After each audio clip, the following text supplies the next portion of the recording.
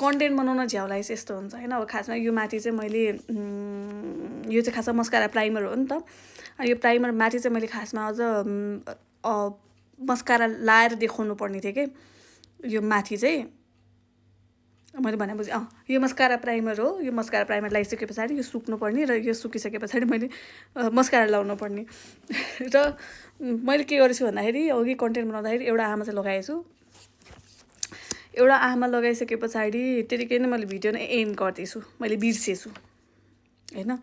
अनि त्यस पछाडि बिर्सेछु अनि फेरि ला बिर्सेछु भनेर अब फेरि यतापट्टि के अरे मेरो आफ्नो पर्सनल पेजमा आएँ। पर्सनल पेजमा आइसके पछाडि अब ठिकै छ नि त, अब फेरि अर्कोमा नि युज गर्छु, अर्कोमा नि लगाउँछु, त्यस पछाडि भिडियो बनाउँछु भने पनि अब जब मैले अर्कोमा लगाएँ मैले रियलाइज गरेँ कि मैले फेरि मिस्टेक गरेँ क्या। मैले के मिस्टेक गरेँ भन्दाखेरि चाहिँ मैले एकतिर यो मस्कारा प्राइमर लगाएर र अर्कोतिर चाहिँ मस्कारा मात्र लगाएर डिफ्रेन्स देखाएर भिडियो बनाएको भए पनि हुन्थ्यो।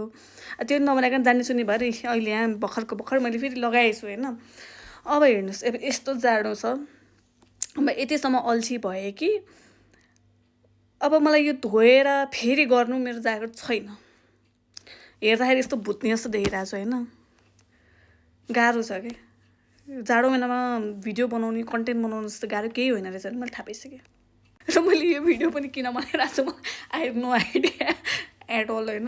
मलाई यतिकै अब कस्तो बनाउन आयो मैले बनाइदिएँ।